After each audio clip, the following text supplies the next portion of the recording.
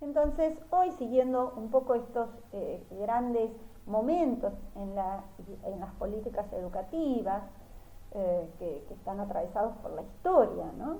De cómo se fueron consolidando y conformando decisiones que tienen que ver con lo político, y que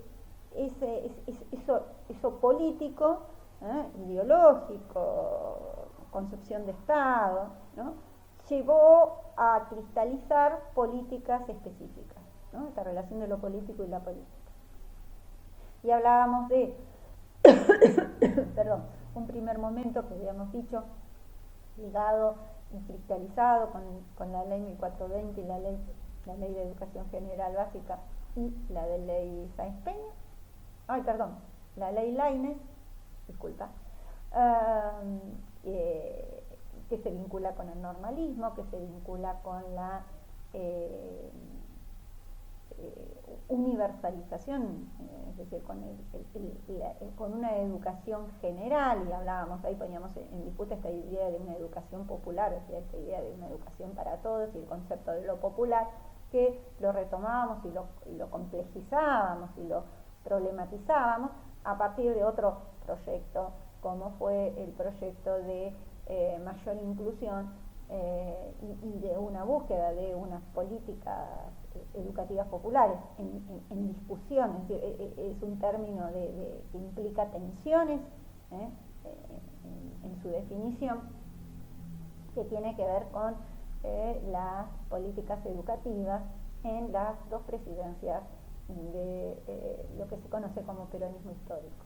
Desde 1955, con el golpe cívico-militar que depuso el gobierno constitucional de Juan Domingo Perón en su segunda presidencia, se instala un nuevo periodo, podríamos decir, en donde habíamos dicho una proscripción del peronismo, y desde entonces me parecía interesante este texto que les voy a compartir, de Cecilia Braslasky, que es una investigadora argentina que falleció muy joven, que bueno, ella viene de ciencias de la educación, escribe sobre un periodo en el cual vivió y que la tuvo como protagonista, ¿no? Ella fue titular de la Cátedra de Historia de la Educación en la UBA, en donde se había recibido, también fue coordinadora en Flaxo, directora de la Oficina Internacional de Educación en la UNESCO,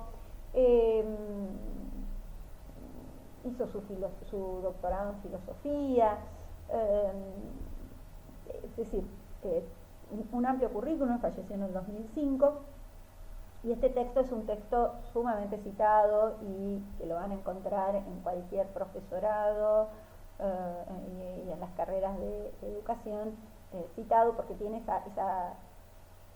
esas dos características que yo siempre les digo. Es un texto corto, accesible, de un periodo complejo, ¿no?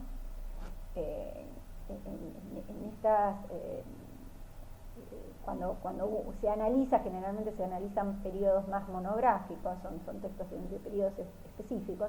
Entonces, cuando uno encuentra un texto que permite hacer un desglose diacrónico, son textos celebrados para quienes tenemos que buscar bibliografía para ver. Me parecía interesante también, y voy a citar una concepción que ella tenía. Ella trabaja mucho con la concepción de los aspectos discriminatorios e igualitarios de los procesos educativos, y cómo estas escuelas que se diferencian para ciudadanos de primera y ciudadanos de segunda, ¿no? La escuela como reproductora de estos aspectos discriminatorios, o digamos de desigualdad, ¿no? Entonces, ella plantea en lo que serían políticas institucionales o políticas educativas, plantea la escuela, y me parecía interesante esta idea de la escuela, y ya no el docente, sino la escuela como institución, y dice: una escuela inteligente es aquella capaz de formularse buenas preguntas, habiendo asumido el desafío de formar, estoy citando, sujetos competentes con identidades múltiples y solventes, ¿no?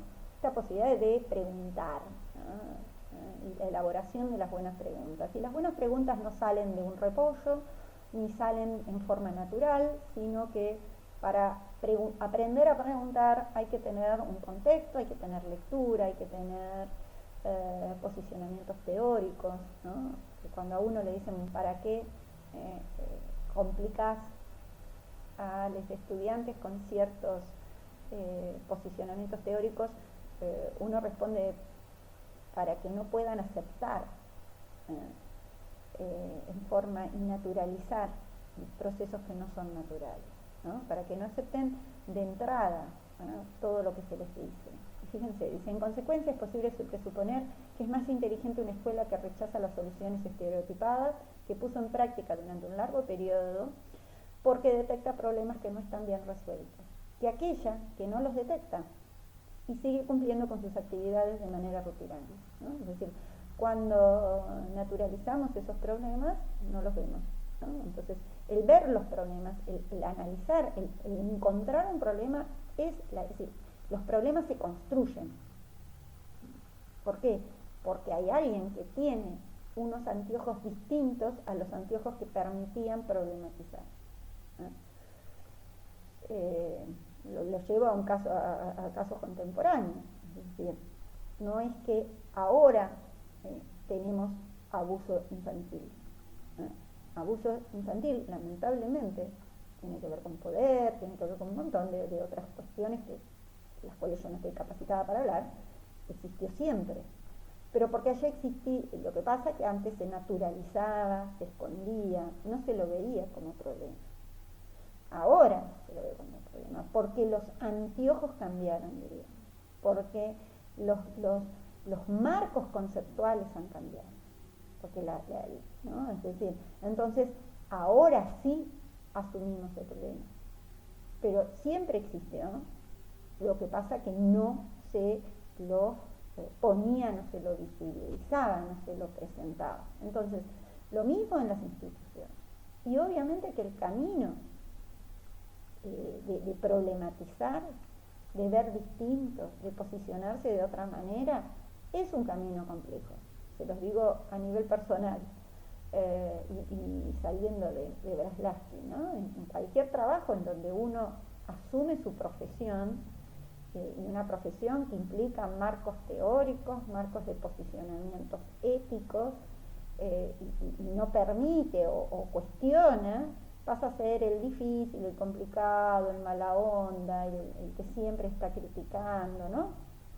Pasa a ser esa persona negativa, diría Byung-Chul Han, en este mundo de lo positivo, ¿no? Entonces, la opacidad, la crítica, no son bien vistas, lamentablemente, ¿no? Y como docentes, como profesionales, o como artistas, o como cualquier otro tipo de profesional, es importante que tomamos y que asumamos desde dónde queremos ejercer nuestra práctica, ¿no? Entonces sigo el texto de Braslavsky, dice, del mismo modo se puede pensar que es más inteligente una institución educativa que resiste reflexivamente alternativas nuevas que no comprende, que otra que asume cualquier propuesta sin formular su propia, ¿no? Es decir, cuando aparecen las modas, cuando aparecen asumir esas modas, leerlas, analizarlas y después recién llevarlas a la práctica, ¿no? Es decir, no casarse con cualquiera, diría el dicho antiguo. Bien, sigo en la próxima. Entonces, este periodo que ella marca, que involucra periodos de golpes cívico-militares, de gobiernos, y este periodo que habíamos hablado de desperonización, ¿no? Esta lucha acérrima contra lo que implicó el peronismo a nivel simbólico, con una pulsión por destruir la memoria, por destruir el pasado, y con un replanteo pedagógico, ¿no? Una redefinición de organismos internacionales en la política educativa, ¿no?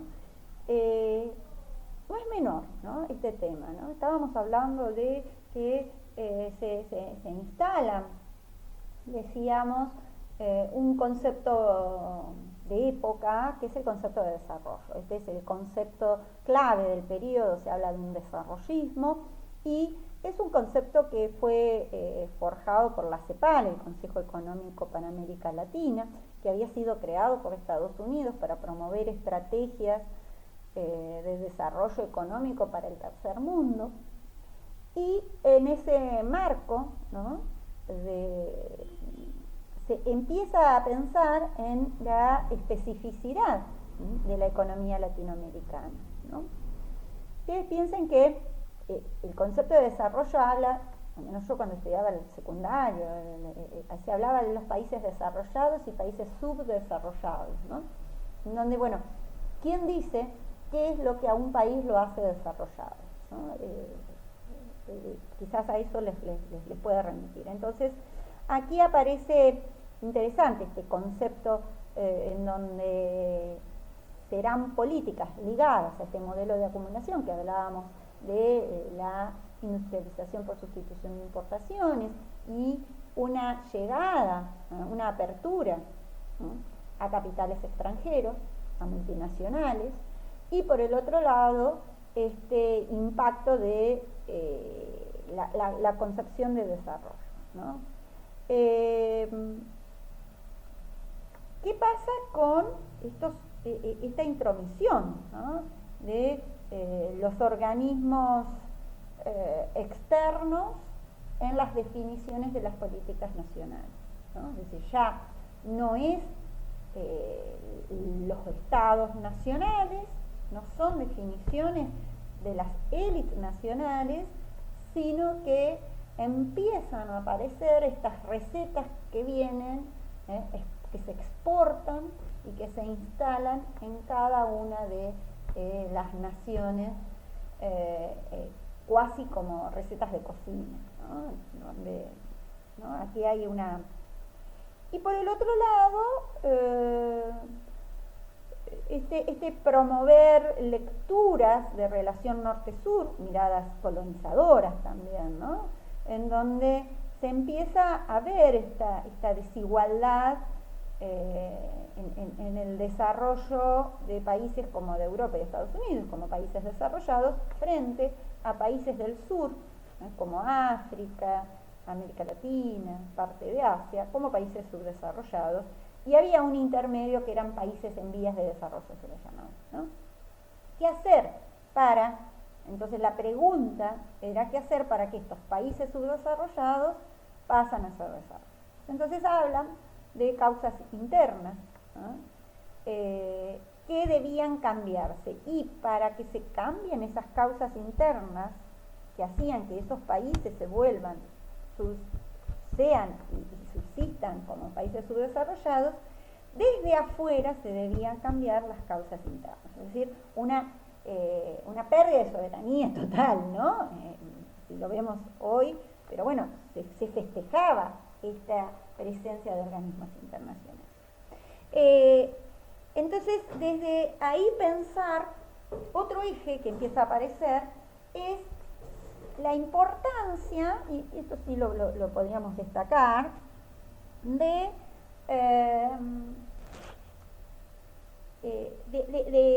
poner dinero en la educación, porque la educación es una inversión para producir recursos humanos. Esta idea de los recursos humanos, ¿no? Ya no hablamos de pueblo, no hablamos de, sino que hablamos de recursos humanos. No hablamos de obrero, no hablamos de proletario, sino de un recurso humano, ¿no? ¿Cómo son otros recursos? Recursos naturales, recursos humanos, ¿no? Es una objetualización, ¿no?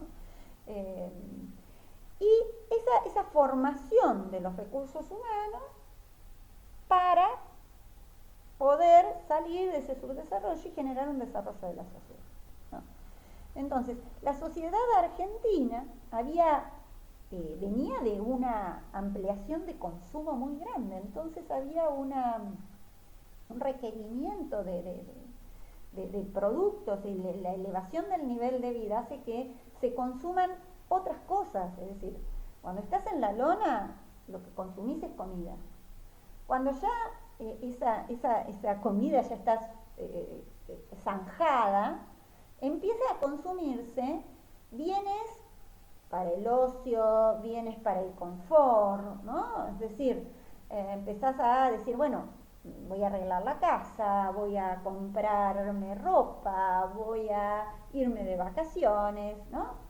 Que era lo que había gestado esta elevación de nivel de vida y esta ampliación de consumos suntuarios, podríamos decir, por parte de la mayor cantidad de población, es decir, se había ampliado a otros sectores, ya no limitados a los sectores privilegiados, durante las presidencias peronistas. Entonces, por un lado había una elevación y una demanda en el mercado interno, por el otro lado había un campo que no se tecnologizaba, y no llegaba a tener un desarrollo de esos recursos, y había un aumento de precios, una necesidad de un desarrollo de las industrias primarias, ¿no? Producir energía, es decir, aquello que tenías que importar lo podías producir acá, ¿no? Entonces hay una posición por parte de estos organismos internacionales de hablar desde teorías desarrollistas, que se van a discutir y se van a contraponer a lo que se conocen como teorías de la dependencia, ¿no? Porque dice, bueno, ojo que el atraso, el que nosotros seamos subdesarrollados, ¿no? Se explica por las lógicas impuestas por el comercio internacional de países desarrollados. No es por culpa de nosotros, sino es porque hay una construcción del capitalismo en donde necesita que unos estén definidos desde un lugar y otros países se definan desde otro lugar. Entonces, dice, acá pararía, digamos a nivel macro, podríamos hablar de teorías de la dependencia, discutiendo con las teorías desarrollistas, ¿no? En ese marco vamos a analizar esta presencia de qué pasa en el ámbito educativo. La educación pasa a ser un tema importante y privilegiado, tanto como la economía, ¿no? Es clave, entra en los debates, incluso en los debates en los niveles económicos, ¿no? Porque esta idea de requerir un capital humano, ¿sí?, para lograr más rentabilidad, ¿no? Entonces, hay una figura que entra a aparecer, que es el experto, la importancia del planificador, ¿no?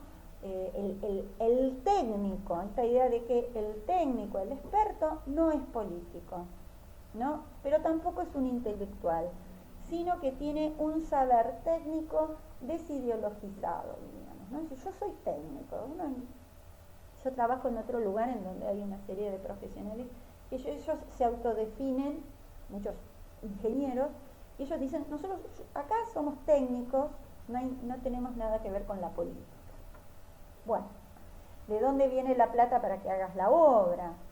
¿Por qué vas a hacer esa obra para esa población? Todo eso tiene que ver con la política. Pero bueno, esta idea del experto, del técnico, del planificador, como alguien que tiene el saber específico, pero es un saber desideologizado, se instala, ¿no?, en el ámbito educativo también, ¿no?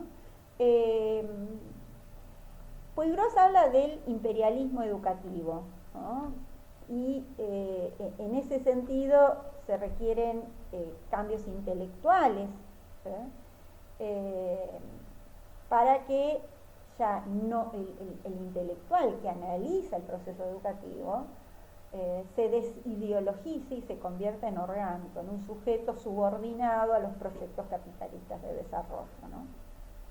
Entonces, ese es el marco, ¿no?, bueno, se crea el Consejo Nacional de Desarrollo. La UNESCO observa todo un panorama de la educación en América Latina. Se hacen encuestas, aparece la necesidad de tener más información, me quedó larguísimo, más información respecto a cómo se debatía, cómo se ejercía la educación. Aparece esta idea de que el docente necesita perfeccionamiento continuo, la necesidad de readecuar el trabajo docente. Se crea, ¿no?, esta idea de formar especialistas en la administración y en la planificación de la educación, que la van a ejecutar los maestros. Entonces los maestros quedan en un nivel de reproductores, de ejecutores, pero los que piensan esas medidas y los que planifican son los expertos. Y los expertos van a ser, se crea la carrera de Ciencias de la Educación, van a ser técnicos con esa expertise, ¿no? Es decir, acá como que se va definiendo esas cadenas de implementación de políticas educativas, ¿no? También por otro lado, en este periodo es importante hablar de las pedagogías de la liberación, ¿no? Pensemos en los movimientos de decolonización, en los movimientos afro en Estados Unidos, en el movimiento del hipismo, en la teología de la liberación, en el Mayo francés, que se celebra en París, ¿no? Pensemos, yo sé que ustedes analizan y leen mucho a Paulo Freire, bueno, pensemos en las políticas y en las propuestas que yo les comentaba ligadas a la implementación de políticas de subsidios que venían para alfabetizar, ¿no? Nosotros, el tema de la alfabetización acá se lleva a cabo, yo les decía, con la vuelta en el 73 del peronismo, que lo trae Tayana, traen sus propuestas, y las famosas escuelas para adultos en especial, bueno, tienen gran influencia. Simplemente invitarles a que lean el texto, porque me quedó muy largo, esta idea de importancia de desarrollo, de educación como inversión, de la educación como un motivo y como un eje, la necesidad de planificar, la necesidad de los expertos, y las medidas específicas que se fueron tomando, ¿no?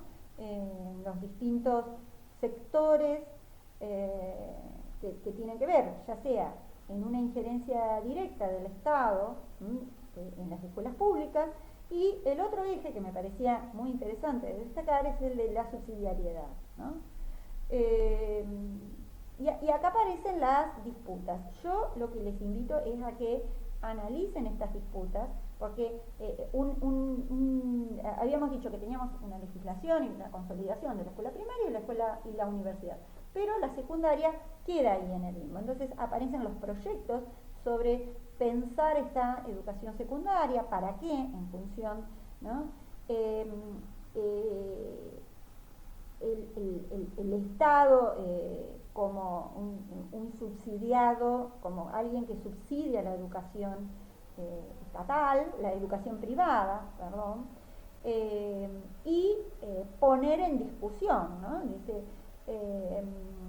me refiero a la página 285, dice: la línea divisoria pasó en la década del 60 por la definición en torno al papel del Estado en materia educativa, agrupándose por un lado los sectores que postulaban la responsabilidad de la organización, planificación y control del conjunto de la educación pública, ¿sí?